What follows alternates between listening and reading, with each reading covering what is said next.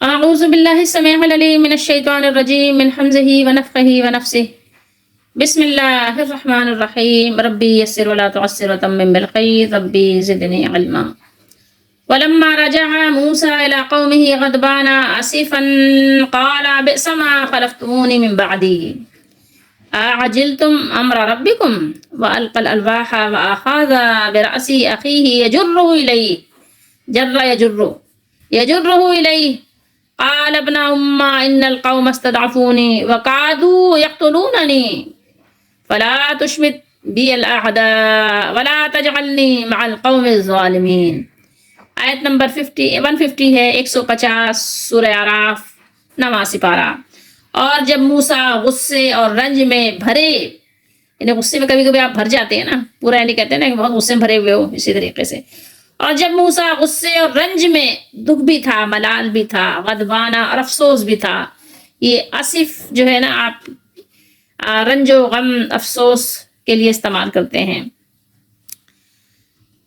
افسوس اپنی قوم کے پاس واپس آئے تو کہا، کس سے کہا؟ قوم سے کہا تو ان سے کہا، ٹھیک ہے. میرے بعد کیا، یعنی میرے جانے کے بعد تم بہت بڑے جانشین ہوئے، بہت برے جانشین ہوئے. یعنی تمہاری جو جانشینی تھی بہت ہی یعنی عجیب و غریب، یعنی بئسا، ٹھیک ہے، بہت بری جانشینی کی تم نے ہماری پیچھے. جیسے کسی چیز کو مینج کیا جاتا ہے، یا جیسے آپ دیکھا ہوگا کہ ایک کمپنی سے اگر کوئی مینیجر یا کوئی ڈائریکٹر جا رہا ہوتا ہے تو اس کی جگہ ایک اگر یعنی کوئی وقفہ تھوڑا لمبا ہوتا ہے تو ایک اسسٹنٹ ہوتا ہے نا، جو اس کی جگہ پر اس کے قائم مقام اس کی جگہ دستخط وغیرہ کرتے ہیں، سگنیچر وغیرہ. اسی طریقے سے آپ سمجھ لیجئے تو وہ کوئی کام خراب کر دے، اگر ایک ڈائریکٹر چلا گیا اس کی جگہ جو اس کا اسسٹنٹ ہے تو کام خراب کر دے، پتہ چلا یہ پورا یعنی اسٹاف کا کام ہی گڑبڑ ہو گیا. تو اسی طریقے سے آپ اس کو سمجھ لیجئے یہاں پہ. تو کہنے لگے میرے جانے کے بعد تم بہت ہی برے جانشین ہوئے، کیا تم نے اپنے رب کے حکم سے جلدی کی، یعنی منہ موڑنے میں، رخ پھیرنے میں، بے وفائی کرنے میں تم نے جلدی کی. اور انہوں نے تختیاں ڈال دیں. کہاں ڈال دیں؟ تو تختیاں کون سی تھیں؟ اللہ کی کتاب. جیسے ہمارے پاس قرآن ہے، فرق کوئی نہیں، یہ قرآن ہے، اس میں بھی اللہ کے احکامات ہیں، بس فرق یہ ہے کہ یہ تفصیلی ہے اور یہ تا قیامت ہے. ورنہ تورات بھی اللہ کی طرف سے موسیٰ علیہ السلام کو دی گئی تھی اور وہ تختیوں کی صورت میں تھی. اسی لیے آپ نے دیکھا ہوگا جگہ جگہ لوح یا الواح. بہرحال تو موسیٰ علیہ السلام نے اس کو کیا کیا؟ زمین پر رکھ دیا. یعنی غصے کی وجہ سے. اور غصہ کس لیے تھا؟ اللہ کے لیے تھا. الحب فی اللہ والبغض فی اللہ. غصہ اپنی ذات کے لیے نہیں تھا، اور نبی کبھی بھی اپنی ذات کے لیے غصہ کرتے بھی نہیں ہیں. تختیاں زمین پر ڈال دی، یعنی زمین پر رکھ دی، ٹھیک ہے. والقى الالواح واخذ، اور پکڑ لیا، براسی، سر، جو سر ہوتا ہے نا، تو سر تو نہیں پکڑا جاتا، ظاہر ہے آپ کو پتا ہے سر کے بال پکڑے جاتے ہیں. اخیہ، اپنے بھائی کے. یجرہ، اور کھینچا اس کو. حروف جارہ بھی اسی سے ہے نا، وہ بھی کیا کرتے ہیں، ایک کو دوسرے کے ساتھ ملا دیتے ہیں، کھینچ کے لے آتے ہیں. اسی لیے یہاں جرہ یعنی کھینچ لیا. کس چیز کو کھینچا؟ ان کے سر کے بالوں کو کھینچ لیا. ظاہر ہے سر کو تو آپ نہیں وہ کرتے نا، سر کو اگر پکڑنا ہوتا ہے تو کیسے پکڑتے ہیں؟ دونوں ہاتھ سے پکڑنا پڑتا ہے، یا گردن پکڑتے ہیں. تو ان کے سر کے بالوں کو پکڑا، اور سر کے بالوں کو پکڑ کے کھینچا، جیسے کہ آپ کبھی غصے میں کسی کے ساتھ کرتے ہیں. یہاں پر دیکھیے جو کچھ بھی ہے سب وہ صرف اللہ کے لیے ہے اور اپنے بھائی کے لیے، بھائی کے کو کر رہے ہیں، کسی اور کے لیے کچھ بھی نہیں کیا، ٹھیک ہے. تو مطلب اللہ تعالیٰ کے لیے ان کو غصہ آیا. جو شرک دیکھا تو برداشت نہیں کر سکے نبی، تو ان کے سر کے بالوں کو کھینچ کر اور یعنی پکڑ لیا اور اپنی طرف کھینچنے لگے. ٹھیک ہے، یہاں پر بیان ہے اپنی طرف کھینچنے لگے. تو جب یہ معاملہ دیکھا تو کہا انہوں نے، کس نے کہا؟ ہارون علیہ السلام نے کہا اس پر، اس بات پر، یعنی جو کچھ موسیٰ علیہ السلام ان کے ساتھ کر رہے تھے تو اس پر ہارون علیہ السلام نے بحالت یعنی ملال اور رنج فرمایا، اے ماں جائے، اے میری ماں کے بیٹے، یعنی ماں بھی ایک ہے، باپ بھی ایک ہے، یعنی ہم سگے بھائی بہن ہیں. تو اے میری ماں جائے، بے شک ان لوگوں نے مجھے کمزور سمجھا. ٹھیک ہے، میں کیا تھا؟ میں ان لوگوں میں، قوم کے درمیان میں ایک اکیلا تھا، حق کی راہ بتانے والا. تو ان لوگوں نے مجھے کیا سمجھا؟ ضعیف سمجھا. میں نے آپ کو پہلے بھی بتایا ہے نا، ضاد عین فا حروف اصلی ہوتے ہیں تو یہاں ضعف کا معنی دیتے ہیں، اور باقی حروف جو آگے پیچھے ہیں اس کو چھوڑ دیجئے. ان لوگوں نے، یہ تو ظاہر ہے اضافت ہے اپنی طرف، فرمایا ان لوگوں نے مجھے کمزور سمجھا، میری کمزوری کی وجہ سے ایسا ہوا کہ میں ان کو روک نہیں سکا، یعنی اپنی عذر اور اپنی عذر خواہی پیش کر رہے ہیں. بے شک ان لوگوں نے مجھے کمزور سمجھا اور مجھے قتل کرنے پر اتر آئے تھے. یعنی اگر میں ان کو زیادہ روکتا ٹوکتا، زیادہ ان کی میں باز پرس کرتا تو یہ کیا کرتے، مجھے قتل کر ڈالتے. وقعدوا یقتلوننی. ٹھیک ہے، تو یہ اپنا عذر پیش کیا موسیٰ علیہ السلام کے سامنے. جب صحیح عذر مل گیا تو پھر موسیٰ علیہ السلام کا غصہ بھی ٹھنڈا ہو گیا. دیکھیے کیا فرمایا، فلا تشمت بی الاعداء. ٹھیک ہے، یہ جب قتل کرنے کے انہوں نے ارادہ کر لیا تو فلا، تو دشمنوں کو مجھ پر ہنسنے کا موقع نہ دیجیے. یعنی آپ اس طرح کریں گے تو لوگ کس بات پر ہنسیں گے؟ دیکھو بھائی بھائی لڑ رہے ہیں، ایک بھائی دوسرے بھائی کو دیکھو سر کے بال کھینچ رہا ہے، ایک بھائی دوسرے بھائی کو دیکھو وہ یعنی ناراض ہو رہا ہے، غصہ دکھا رہا ہے. ٹھیک ہے، تو ان کی چالیں کامیاب ہو جائیں گی. تو ان کی چالوں کو کامیاب نہ کیجیے، ان کی چالوں کو ناکام کر دیجیے، لوگوں کو ہنسنے کا موقع نہ دیجیے. یہ جو ہمارے اور آپ کے دشمن ہیں یہ بے شک ہنسیں گے. ٹھیک ہے، ان کو ہنسنے کا موقع ملے گا. وَلَا تَجْعَلْنِي مَعَ الْقَوْمِ الظَّالِمِينَ. اور مزید فرمایا کہ اور مجھے ان لوگوں کے ساتھ شامل نہ کیجیے جو ظالم ہیں. یعنی میں نے ایسا کچھ نہیں کیا ہے، یہ لوگ تو ظالم ہیں، انہوں نے تو ایسا ظلم کیا ہے، شرک کیا ہے، میں ان میں شامل نہیں تھا. میں نے روکنے کی بھی کوشش کی، انہوں نے مجھے ڈرایا دھمکایا، قتل کی دھمکی دی، اور قتل کر بھی دیتے اگر میں ٹھہر نہ جاتا، رک نہ جاتا. تو اس لیے آپ مجھے ظالموں کے ساتھ نہ ملائیے اور ظالم قوم کو اس کے ساتھ مجھے شامل نہ کیجیے. ٹھیک ہے، موسیٰ علیہ السلام نے جب یہ دیکھا، جب بات ان کو سمجھ آئی اور ان کا غصہ اترا، یہاں تو یہ بیان نہیں ہے لیکن آگے ابھی آئے گا کہ جب ان کا غصہ اترا تو موسیٰ علیہ السلام نے پھر اس کے بعد اپنے رب سے دعا کی.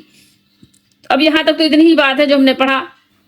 یہ چونکہ میں نے ایک آیت اس لیے تلاوت کی ہے کہ یہ پہلا بھی مقام ہے، موقع ہے ہماری تلاوت میں کہ یہاں پر جو یہ بیان ہوا ہے یہ بھی پہلا ہے. بعد میں تو ابھی مزید آئے گا یہ بیان کہ موسیٰ علیہ السلام نے تختیاں رکھ دیں زمین پر. ہمارے یہاں بھی دیکھیے گا، اگر آپ کو اندازہ ہو تو ایک چیز بہت زیادہ لوگ بیان کرتے ہیں کہ جناب وہ قرآن مجید کو دیکھو، مطلب ایسا ادب بتاتے ہیں، ایسا ادب جو یعنی صحابہ کرام کے یعنی فہم سے بھی ثابت نہیں ملتا. کہ وہ کہتے ہیں کہ اگر قرآن رکھا ہو تو اس کی طرف پیٹھ بھی نہ ہو، اگر قرآن کوئی زمین پر بیٹھ کے پڑھ رہا ہے تو کوئی اوپر بھی نہ بیٹھے. مطلب بہت زیادہ قرآن کا یعنی ادب اس طرح کا بتاتے ہیں، لیکن جو ادب اصل میں اس کا کرنا ہے اس ادب سے کسی کو کوئی انٹرسٹ نظر ہی نہیں آتا. تو بہرحال ہم قرآن مجید کو زمین پر رکھنے یا نہ رکھنے یا اس کی طرف فیٹ کرنے یا نہ کرنے کی بات بعد میں کریں گے. پہلے ابھی آپ آئیے یہاں پر دیکھیے جو بیان کیا اللہ نے اس کی طرف توجہ کرتے ہیں. وَلَمَّا رَجَعَ مُوسَىٰ إِلَىٰ قَوْمِهِ غَضْبَانَ آسِفًا. غضبانہ فعلانہ، ٹھیک ہے، اس کے وزن پر آ رہا ہے. یعنی کسی چیز سے بھرے ہوئے ہونے پر دلالت کرتا ہے. یہاں پر کس چیز پر دلالت کر رہا ہے؟ یہ غصے سے بھرے ہوئے. آصفاً صفت کا صیغہ ہے، لغت میں اس کا معنی غصے والا بھی ہے جو غضب سے بھی بڑھ کر ہو. ایک ہوتا ہے غصہ، ایک ہوتا ہے غضب. ٹھیک ہے، اسی لیے جب اللہ تعالیٰ کے لیے آپ کہتے ہیں تو غضب کا صیغہ استعمال کرتے ہیں. بہرحال غصے کے لیے بھی غضب استعمال کیا جا سکتا ہے، لیکن غضب جو ہے تھوڑا سا ایک اسٹیپ آگے ہے. یہاں دیکھیے سورہ زخرف ہے، یہاں پر اللہ تعالیٰ نے کیا فرمایا ہے 25ویں سپارے، فَلَمَّا آسَفُونَا انتَقَمْنَا مِنْهُمْ. کیا ترجمہ ہے اس کا؟ آخر کار جب انہوں نے ہمیں غضبناک کر دیا تو ہم نے ان سے انتقام لیا. ٹھیک ہے، آسفون انتقمنا، انہوں نے ہمیں غضبناک کر دیا. یہ ہے ترجمہ تفہیم القرآن کا مولانا مودودی کا. اور آپ اس کا ترجمہ اس انداز میں بھی کر سکتے ہیں کہ پھر جب انہوں نے ہمیں غصہ دلایا تو ہم نے ان سے انتقام لیا. اور اس کا معنی افسوس اور غم بھی ہوتا ہے. اور بعض اہل علم نے فرمایا کہ شدید غصہ اور افسوس ایک ہی چیز کی دو حالتیں ہیں. کوئی کمزور ہو تو اس پر غصہ آتا ہے اور طاقتور ہو تو افسوس ہوتا ہے. یعنی اس کو سمجھائیں تو کیسے سمجھائیں؟ موسیٰ علیہ السلام بنی اسرائیل میں رہ کر موسیٰ علیہ السلام کو ان پر غلبہ بھی حاصل تھا اور ان کی جہالتوں پر بے بسی بھی تھی. لازمی بات ہے کہ ایک سمجھدار، ایک تعلیم یافتہ اور پھر وہ نبی، سوچئے تھوڑی دیر کے لیے، نبی ظاہر ہے سمجھا نہیں پا رہا ہے قوم کو، سمجھا تو بہت رہے لیکن یعنی قوم کو اس طرح نہیں سمجھا پا رہے کہ وہ سمجھ جائے. یعنی وہ قوم سمجھنے کو تیار نہیں ہے، اس کے اندر شعور نہیں ہے. بے شعور لوگ، اگر بے شعوروں کے درمیان آپ کو رہنا ہو نا، آپ کہتے ہیں دماغ پک گیا یار، کس مٹی سے بنے ہوئے ہو تم، ہوتا ہے نا کبھی انسان کو. تو موسیٰ علیہ السلام یعنی ایک بے بس تھے ان کے درمیان، سمجھ لیں کہ یعنی ایسی قوم تھی. آج بھی آپ دیکھ لیں، سمجھانا چاہیں آپ قوم کو سمجھا نہیں سکتے. دیکھیں ذرا، آپ حالت دیکھیں، دیکھ رہے ہیں حالات، آپ ارد گرد کی ذرا حالت دیکھیں، حالات دیکھیں، ماحول دیکھیں کتنا کیسا ہو گیا ہے، ایک شریف آدمی کا جینا دوبھر ہو گیا ہے۔ سوچ سکتے ہیں آپ، اندازہ لگا سکتے ہیں کہ انسان کتنا اس وقت غصے میں ہے، اندر سے غصے میں بھرا ہوا ہے۔ شریف تو شریف ظاہر ہے کچھ کر نہیں سکتا، ایسی بے بسی کا عالم ہے، لیکن جو میں کہتی ہوں کہ اہل کمین ہے نا، وہ بھی پریشان حال ہیں۔ یہاں اصل میں بیان یہ ہے کہ موسیٰ علیہ السلام غصے اور افسوس سے بھرے ہوئے واپس لوٹے، کیونکہ اللہ تعالیٰ نے ان کو بتا دیا تھا پہلے۔ ہم یہ بیان پڑھیں گے کہ موسیٰ علیہ السلام کو اللہ تعالیٰ نے کوہ طور پر بھی خبردار کر دیا تھا کہ آپ کے آنے کے بعد آپ کے قوم نے جو کچھ کیا ہے نا، آپ جب جائیں گے، کیونکہ دیکھ کر معاملہ اور ہوتا ہے، سن کر معاملہ اور ہوتا ہے۔ جب کوئی بات آپ سنتے ہیں تو آپ اتنا آپ کو غصہ نہیں آتا، جب آپ دیکھتے ہیں تو پھر اس کا جو آپ کا ریفلیکشن ہوتا ہے نا، وہ اور ہوتا ہے۔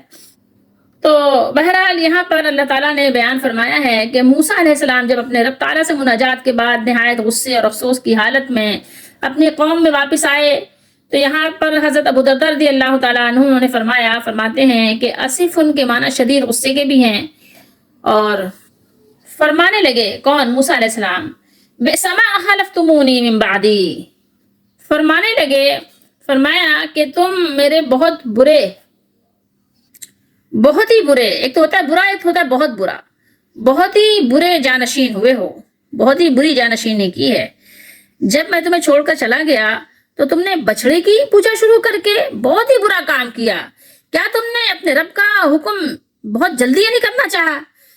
کیا تم نے چاہا کہ میں تمہارے پاس جلد آ جاؤں؟ حالانکہ اس کے لیے اللہ تعالیٰ کی طرف سے لکھا جا چکا تھا، معلوم تھا کہ اس میں وقت تو لگنا ہے، وقت تو لگے گا۔ موسیٰ علیہ السلام یہ تو نہیں کہ یوں گئے اور یوں آ گئے، ایسا تو نہیں ہے، لیکن تم نے بہت ہی ناپسندیدہ، مطلب بہت ہی خطرناک قسم کا تم نے کام کیا۔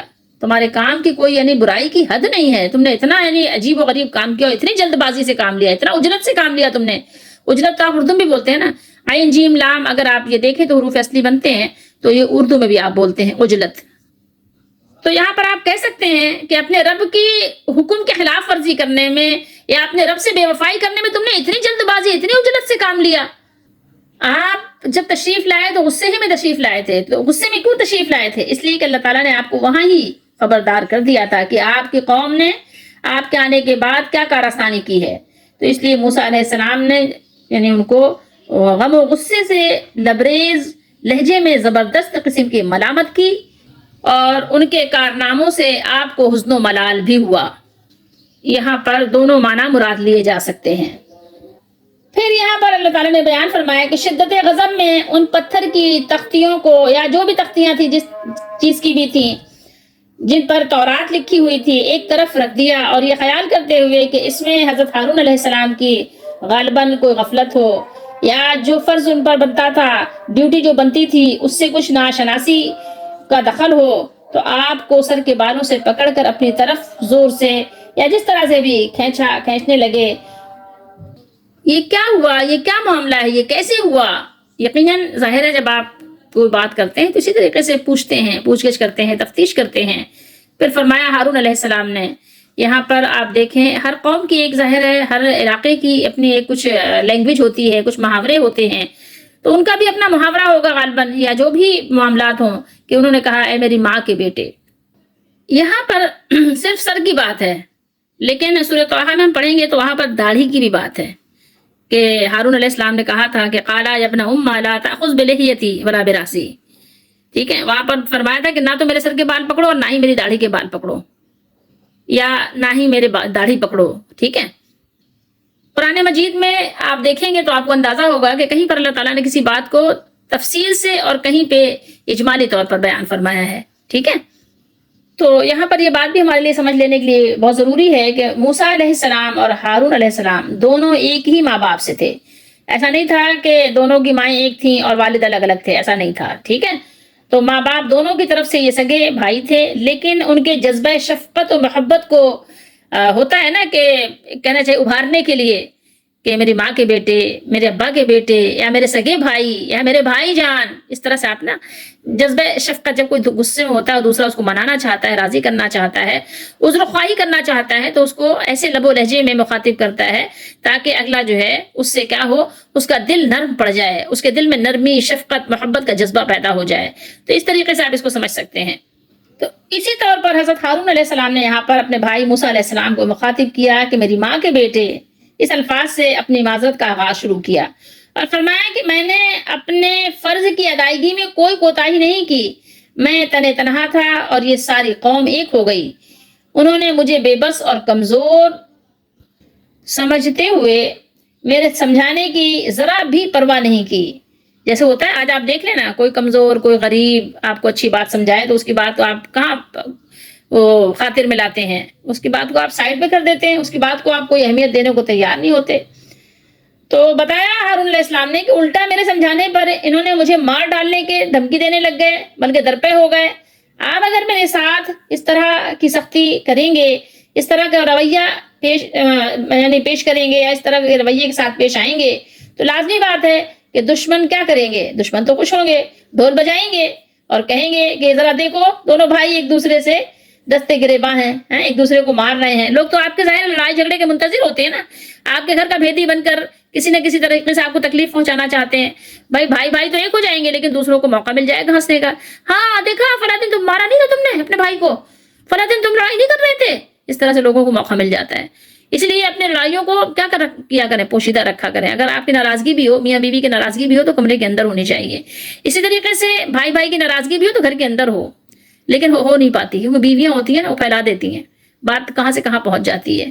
لڑے ہیں، بہت لڑے ہیں، مطلب پھر وہ لوگ ملاتے نہیں ہیں، پھر اور لڑاتے ہیں اور ان کو موقع مل جاتا ہے۔ اس لیے آپ کبھی بھی کسی کے سامنے غصے کا اظہار نہ کریں، جب بھی کریں بند کمرے میں کریں۔ اگر بھائیوں میں ناراضگی ہو گئی ہے اور اگر واقعی آپ مسلمان ہیں اور اللہ سے ڈرتے ہیں تو کمرہ بند کیجیے، کمرہ بند کر کے ایک صلح صفائی کیجیے۔ لوگوں کے سامنے اگر کریں گے تو ظاہر لازمی بات ہے کہ لوگ پھر اس طرح کے ہوتے ہیں، شیطانی صفت لوگ آپ کو زیادہ ملیں گے، پھر آپ کو مزید لڑوائیں گے، آپ کی لڑائی کو ہوا دیں گے اور اس میں لکڑیاں ڈالیں گے اور اس میں تیل ڈالیں گے اور بھڑکائیں گے اس کو۔ تشمت کس صیغے کو دیکھ لیتے ہیں، کس چیز کو کہتے ہیں۔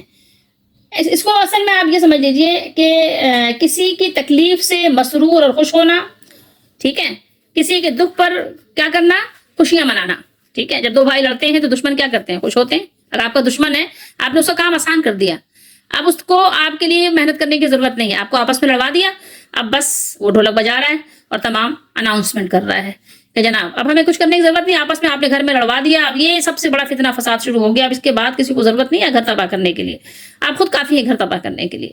یہ تو یہاں پر ظاہر ہے یہ بیان ہے نبی کا، یہاں ایسی کوئی بات ہے نہیں، لیکن اس سے آپ کے لیے یہ میرے لیے سبق ہے، یہ بتانا چاہ رہی ہوں میں، اس میں کسی اور کے لیے نہیں ہے، موسیٰ علیہ السلام کے لیے نہیں سمجھیے گا، یہاں نبیوں کی بات ہو رہی ہے، وہاں ایسا کوئی معاملہ نہیں ہے، لیکن لازمی بات ہے کہ نبیوں پر بھی ہنسنے والے کم تو نہیں ہوتے تھے نا، تو اس لیے ہارون علیہ السلام نے ان کو اس طرح سے بھی ان کو احساس دلایا کہ دیکھیں یہاں پر مجمع میں لوگ دیکھ رہے ہیں ہمیں، تو یہاں پر ایسا کچھ بھی نہیں کیجیے، ٹھیک ہے، اور ہمارا عذر بھی پہلے قبول کر لیجیے۔ اور یہ بات میرے اور آپ کے لیے اس میں یہ سبق پوشیدہ ہے، میرے اور آپ کے لیے، میرے اور آپ کے بھائیوں کے لیے، ہمارے نہیں کہنا چاہیے کہ ہمارے جو قوم کے لوگ ہیں، مسلمان لوگ جو ہیں، ان کو چاہیے کہ وہ اس بات سے ذرا پرہیز کیا کریں، ورنہ آپ کے دشمن اس بات پر بہت خوش ہوتے ہیں، یاد رکھیے، ٹھیک ہے۔ تو اس کا مطلب ہی یہی کیا ہے کہ بہت خوش ہونا، بہت مسرور ہونا، جھوم جانا خوشی سے، مست ہو جانا، ٹھیک ہے، مخمور ہو جانا، ٹھیک ہے، لیکن یہ چیز ہے کیا، سخت معیوب ہے، سخت یہ ناپسندیدہ ہے کہ آپ کسی کے سامنے اپنی ہنسی اڑوائیں، کسی کے سامنے اپنا مذاق بنائیں۔ اس حوالے سے رسول اللہ صلی اللہ تعالیٰ علیہ وآلہ وسلم دعائیں بھی کرتے تھے، یہ بخاری شریف ہے اور کتاب الدعوات ہے، دعاؤں کے بیان میں ہے یہ، اور یہاں پر دیکھیے رسول اللہ صلی اللہ علیہ وسلم کی دعا، آپ پناہ مانگتے تھے، یتعوذوا من جہد البلاء ودرک الشقاء، آپ اس طرح پڑھا کریں، اللہم انی اعوذ بکا، اسی طریقے سے ہے یہ دعا۔ یہاں تو آپ صلی اللہ علیہ وسلم کا بیان نقل کیا گیا ہے کہ آپ صلی اللہ علیہ وسلم اس طرح پناہ مانگتے تھے کہ من جہد البلاء ودرک الشقاء وسوء القضاء وشماتۃ الاعداء، جو ہم پڑھ رہے ہیں صیغہ تشمت، شماتۃ الاعداء، ٹھیک ہے۔ تو اس کا ترجمہ کیا ہے دکھا دیتے ہیں، دشمنوں کو اللہ تعالیٰ، ہمارے جو دشمن ہیں ان کو ہم پر ہنسائیے گا بھی نہیں کہ ہمارے دشمن ہم پر ہنسیں۔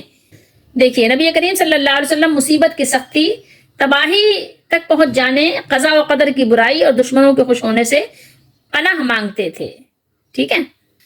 ویسے میں آپ کو آسان ترجمہ اس کا بتا دوں، یہ ہے کہ اے اللہ، بے شک میں آپ سے سخت مشقت، بدبختی کے پا لینے سے، بدبختی میرے پاس آ جائے یا بری تقدیر اور دشمن مجھ پر خوش ہو، دشمنوں کے خوش ہونے سے میں آپ کی پناہ چاہتا ہوں۔ تو مجھے اور آپ کو بھی چاہیے کہ رسول اللہ صلی اللہ علیہ وسلم کی دعاؤں کو یاد کریں، ٹھیک ہے، کوشش کیا کریں صبح شام پڑھیں گے تو خود بخود یاد ہو جائیں گی. پھر نماز کی تحیات کے بعد کچھ دعائیں صبح کے وقت، کچھ دوپہر کے وقت ظہر میں، کچھ عصر میں، کچھ مغرب میں، کچھ عشاء میں پڑھ لیا کریں. کچھ اگر چاش پڑھتے ہیں تو چاش میں پڑھ لیں، کچھ اگر تہجد پڑھتے ہیں تہجد میں پڑھ لیں، کچھ نوافل میں پڑھ لیں، کچھ سنتوں میں پڑھ لیں.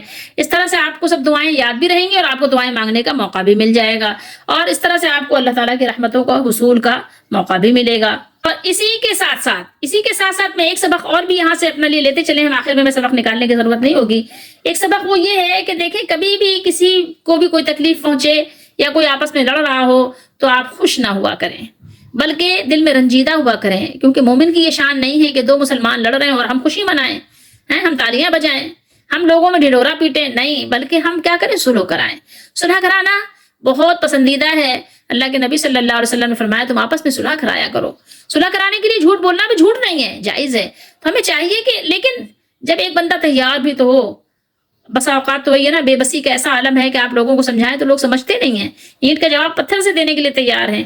تو بہرحال وہ تو ایک الگ سا ٹاپک ہے، لیکن یہ ہے کہ یہاں پر یہ معاملہ ہے. رسول اللہ صلی اللہ تعالیٰ علیہ وآلہ وسلم کا فرمان ہے، آپ کا ارشاد ہے کہ اپنے بھائی کی مصیبت پر مت خوش مت ہوا کرو. ہو سکتا ہے کہ اللہ تعالیٰ اس کو اس مصیبت سے نجات دے دے، اس کو خلاصی مل جائے اور تجھ کو اس میں مبتلا کر دے، تم خود اس میں گرفتار ہو جاؤ. تو اس سے کسی کے لیے تکلیف کا خوش مت ہوا کریں. لڑائی بھی تو ایک بہت بڑی تکلیف کا باعث ہے. وَلَا تَجْعَلْنِي مَعَ الْقَوْمِ الظَّالِمِينَ. یہاں پر اب یہ بات سمجھنے کی ضرورت ہے کہ یہاں پر بتایا گیا کہ آپ یہ نہ طے کر لیجئے کہ میں بھی ان کے جو انہوں نے کام کیا ہے، جو برا کام کیا ہے، بچڑا بنایا ہے، تو ان لوگوں کے بچڑا بنانے یا ان کے پوجنے کے عمل میں ان کے ساتھ میں شریک ہوں. ایسا نہیں ہے، مجھے ان کے ساتھ آپ شریک نہ کیجئے. اس سے آپ کو معلوم ہو گیا کہ کچھ لوگوں نے الزام لگایا ہے کہ یہ بچڑا ہارون علیہ السلام نے بنایا تھا. تو آپ کو معلوم ہوا، قرآن نے بتا دیا کہ ہارون علیہ السلام نے اس بچڑے کو نہ بنایا تھا، نہ ہی اس میں آپ شریک تھے. یہ جن لوگوں نے تہمت لگائی ہے یا الزام لگایا ہے، یہ تہمت اور الزام انہی پر لوٹ جاتا ہے. یہاں پر یہ بات بھی ذہن نشین کر لیجئے کہ مجھے اور آپ کو بھی چاہیے کہ ہم ہمیشہ یہ اللہ سے دعا کیا کریں کہ اللہ تعالیٰ ظالم قوموں سے ہمیں بھی بچائے رکھیے، کہ ہم ظالموں میں ہوں یا کوئی ہمیں ظالموں میں کر دے یا ہم پر ظالم مسلط ہو جائیں. کسی بھی طرح کے ظلم سے اللہ تعالیٰ آپ ہماری حفاظت فرمائیں، ہر طرح کے ظالموں سے بچائیں. دنیا ظالموں سے بھری ہوئی ہے اور دنیا میں ظالموں کا زمانہ ہمیشہ رہا ہے، ظالموں کا دورہ رہا ہے. تو اس لیے ظالموں سے بچنے کی، ظالموں کے ظلم سے اپنی حفاظت کی دعا بھی کیا کریں، اور اپنی حفاظت کے لیے کوششیں بھی، اور جو آپ کے احتیاطی تدابیریں ہیں، احتیاطی ذرائع ہیں، اس کو بھی اختیار کیا کریں. اور اسی ایک آیت میں ہمارے لیے بے شمار سبق بھی موجود ہیں، بے شمار سبق کیا کہیں، اسباق موجود ہیں. موسیٰ علیہ السلام دیکھیے جاتے وقت بتا گئے تھے کہ دیکھو جب تک میں نہ آؤں، ہارون علیہ السلام خلیفہ ہیں، ٹھیک ہے، ان کی بات ماننا، ان کا حکم ماننا، اور جو لوگ فسادی ہیں فسادیوں کے پیچھے نہ لگنا. مگر میں جب مقررہ میعاد جس دن واپس آنا ہے، جو کہ پہلے 30 دن کے لیے مقرر تھا، پھر وہ 40 پورا ہوا، تو اس وقت تک یعنی صبر و تحمل کے ساتھ اور اللہ کی بندگی کے ساتھ وقت گزارنا. لیکن جب موسیٰ علیہ السلام آئے تو جب اس 30 دن میں نہیں آئے تو انہوں نے کیا سمجھا، انہوں نے یعنی غلط وسوسے ان کے اندر آنے لگ گئے، الٹی سیدھی باتیں انہوں نے سوچ کر، اور کیا کیا، سامری کے ذریعے سے بچڑا بنوا لیا انہوں نے، ٹھیک ہے، اور اس کی پوجا پاٹ شروع کر دی. تو موسیٰ علیہ السلام نے فرمایا کہ نہیں، تم نے کیا سمجھا کہ کیا میں واپس نہیں آؤں گا؟ تم نے کیا سمجھ لیا تھا کہ موسیٰ علیہ السلام ہمیشہ کے لیے چلے گئے ہیں یا کوئی موسیٰ علیہ السلام کا انتقال ہو گیا ہے؟ ہمارا حال کیسا ہے کہ دنیا معاملات میں ہم کتنی جلدی کرتے ہیں، اور دین کے لیے کتنے سست کاہل، بالکل ڈی ایکٹیو ہو جاتے ہیں. تو بہرحال اب آپ یہاں پر ایک سبق اور بھی نکال سکتے ہیں کہ کسی وجہ سے یا کسی بھی عذر کی وجہ سے کبھی اگر کسی نے جگہ نہ ملی، کوئی وجہ ہوئی، قرآن مجید کو اگر زمین پر رکھ دیا تو کوئی ایسی بات نہیں ہے.